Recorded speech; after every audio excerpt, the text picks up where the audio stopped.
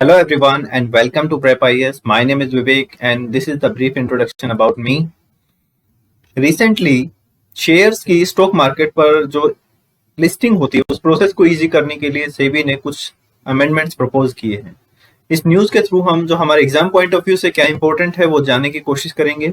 सबसे पहले हम समझेंगे कि आईपीओ का प्रोसेस क्या होता है, बाद में हम जो न्यूज के अंदर प्रपोज चेंजेस हैं उनको जानने की कोशिश करेंगे और उससे क्या इम्प्लीकेशंस हो सकते हैं वो हम देखेंगे। फाइनली हम सेबी के बारे में जानेंगे। So let's start. जब कभी भी किसी कंपनी को स्टार्ट करना होता है या अपने बिजनेस को एक्सपेंड करना होता है तो उसको मनी की रिक्वायरमेंट होती है। That is called the capital. Capital can be raised from multiple sources, like कि आप बैंक से लोन ले सकते हैं या फिर आप उधार पर सामान खरीद सकते हैं या आप अपने जो पहले के प्रॉफिट्स हैं उनको यूज करके अपना बिजनेस को एक्सपेंड कर सकते हैं या फिर आप मार्केट के अंदर शेयर इशू कर सकते हैं। जो शेयर इशू करके आप जो कैपिटल इकट्ठा करते हो that is called the equity capital. और जो आपका शेयर इशू होता है जब आप फर्स्ट टाइम इसको इशू करते हैं then it is called the IPO, that is the initial public offer. और इसके बाद में सब्सिक्वेंटली कोई भी पब्लिक ऑफर जब इशू किया जाता है that is called the FPO. So कोई भी प्राइवेट कंपनी है जब तक वो लिस्टेड नहीं रहती है तब तक हम उसको प्राइवेट कंपनी बोलते हैं and that is driven by the private equity. और जब उसका शेयर है वो स्टॉक एक्सचेंज पर लिस्टिंग हो जाती है then it becomes the public company. So अब हम समझते हैं कि जो प्रपोज चेंजेस हैं वो क्या है। पहला तो सेबी ने बोला है कि जो प्रोमोटर ग्रुप की डेफिनेशन है इसको हमें छोड़ना पड़ेगा। प्रोमोटर ग्रुप हम किसको बोलते हैं? कोई भी ग्रुप ऑफ इंडिविजुअल्स और पर्संस जो किसी भी कंपनी के अंदर 20% या उससे ज्यादा की शेयर होल्डिंग रखते हैं that is called the promoter group. SEBI का कहना है कि इससे रिलेटेड इंफॉर्मेशन गैदर करना काफी मुश्किल काम है और इससे कोई इन्वेस्टर को मीनिंगफुल इंफॉर्मेशन भी नहीं मिलती है। So it's an redundant exercise. Next change जो सेबी ने प्रपोज किया है that is the introduction of concept of persons in control. पहले हम जो कंसेप्ट यूज करते हैं that is the concept of promoter. Promoter हम उसको कहते हैं जो कंपनी को स्टार्ट करते हैं या उनके जो की डिसीजंस होते हैं उसको हैंडल करते हैं, जो उसका ऑपरेशंस होता है उसका एक्सपेंशन देखते हैं। बट पिछले कुछ टाइम में कुछ ऐसी डेवलपमेंट्स हुई हैं जिससे कि चलते कि जो प्रमोटर का कंसेप्ट है वो इतना इंपॉर्टेंट रहा नहीं है। अकॉर्डिंग टू सेबी जो इंस्टीट्यूशनल इन्वेस्टर्स हैं वो पिछले कुछ टाइम में बहुत ज्यादा बढ़ गए हैं। फॉर एग्जांपल एलआईसी या फिर आप जो प्रोविडेंट फंड के जो इंस्टीट्यूट हैं वो आप देख सकते हैं जो कि they are the large institute and they buy the share of the companies in the stock market. Like जो एलआईसी है पहले कुछ टाइम पहले आईडीबीआई के काफी सारे शेयर्स को एक्वायर कर लिया था। अब इससे होता क्या है कि ऐसे share holder all the minority में रहते हैं but they acquire certain control over the company. Like आप डायरेक्टर्स को नॉमिनेट कर सकते हैं, तो इससे क्या होगा जो कंपनी के की डिसीजंस होते हैं आप उनको इन्फ्लुएंस कर सकते हैं। तो जो प्रमोटर का कंसेप्ट है वो काफी हद तक डाइल्यूट हो चुका है। दूसरा है कि जो new age and tech companies हैं उनका हमें पता नहीं है कि जो प्रोमोटर ग्रुप कौन सा है एक्चुअल में। कोई पर्टिकुलर कंपनी फैमिली बिजनेस तो है नहीं है कि जिससे हम पता लगा पाए कि इनका एक पर्टिकुलर प्रमोटर ग्रुप है। सो सेबी ने बोला है कि हमें पर्सन इन कंट्रोल का कंसेप्ट लाने की जरूरत है। पर्सन इन कंट्रोल कोई भी हो सकता है, आपका minority share holder, but that exercise an influence over the decision making of the company.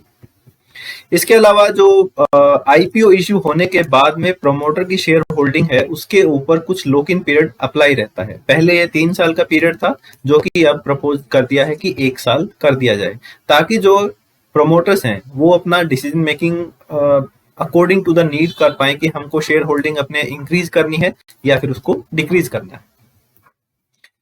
Next जो अमेंडमेंट प्रपोज किया है that is the disclosure requirement of the group companies. अब ये ग्रुप कंपनीज क्या होती हैं? ग्रुप कंपनी होती हैं कि जब कोई एक ही मेन कंपनी के अंडर में या उसके सब्सिडरी की फॉर्म में काम करें। जैसे कि रिलायंस के अंडर में बहुत सारी कंपनीज काम करती हैं, they all are called the group companies.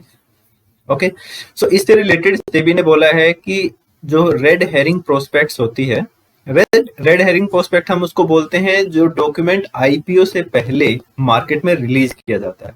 इसके अंदर कंपनी से रिलेटेड सारी इंफॉर्मेशन अवेलेबल रहेंगी कि उसमें किस तरह का हम काम करते हैं, हमारी पास्ट परफॉर्मेंस क्या रही है, वगैरह वगैरह। सो अब इसमें सेबी ने बोला है कि आप सिर्फ नाम और जो अपने ग्रुप कंपनी के रजिस्टर्ड ऑफिस एड्रेस हैं वो ही सिर्फ इसके अंदर मेंशन कीजिए। बाकी की जो डिटेल है जैसे कि फाइनेंशियल डिटेल है या लिटिगेशन से रिलेटेड कोई डिटेल है वो सब आप वेबसाइट पर मेंशन कर दीजिए। इससे जो आपका रेड हेरिंग प्रोस्पेक्ट है वो काफी छोटे साइज का हो जाएगा, जो इन्वेस्टर्स हैं वो उसको मीनिंगफुली रीड कर पाएंगे। तो ये जो सब चेंजेस सेबी ने प्रपोज किए हैं इससे क्या फायदे हो सकते हैं? इससे फायदे हो सकते हैं कि जैसा ज्यादा से ज्यादा कंपनी है वो लिस्टिंग के लिए आगे आ सकती हैं, क्योंकि आपका जो कंप्लायंस का बर्डन है यहाँ पर काफी इजी हो रहा है। आपको बहुत सारी चीजें हैं, वो प्रोसेस हैं वो काफी आसान कर दिए गए हैं। दूसरा, इससे क्या होगा कि जो सिक्योरिटी मार्केट्स हैं वो हमारी डीप होंगी। इंडिया के अंदर security markets are not very deep. जो इन्वेस्टर्स हैं वो बहुत कम यहाँ पर एक्टिव रहते हैं। नेक्स्ट जो इसका फायदा हो सकता है कि जो फॉरेन इन्वेस्टमेंट है वो हम इसके थ्रू अट्रैक्ट कर सकते हैं, और जो लिटिगेशन वगैरह हैं वो भी केसेस काफी कम हो सकते हैं। फाइनली हम देखते हैं सेबी के बारे में।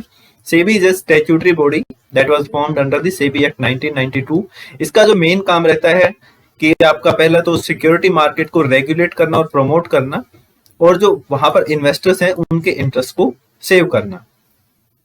सेबी कोई भी डिसीजन लेती है, अगर उसके अगेंस्ट में किसी को अपील करनी होती है, that lie with the SAT, that is the securities appellate tribunal. Okay, 2015 से जो आईआरडीआई के डिसीजंस हैं उसके अगेंस्ट में भी अपील एसएटी अब एंटरटेन करने लगा है, और एसएटी के अगेंस्ट में भी अगर किसी को अपील करनी होती है, that lies with the supreme court. ये चीज हमको क्लियर होनी चाहिए, क्योंकि आपसे एक एमसीक्यू के अंदर पूछ सकते हैं कि एसएटी के अगेंस्ट में जो कंप्लेंट है वो कहाँ जाती है, से आपको बोल दिया जाए कि हाई कोर्ट में जाती है, तो that will be wrong.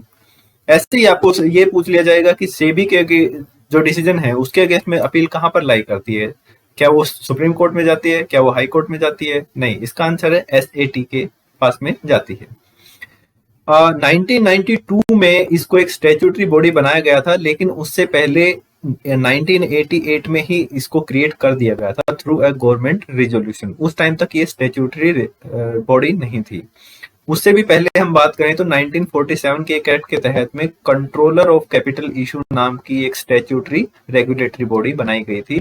So these point can be very important from the point of view of the MCQ.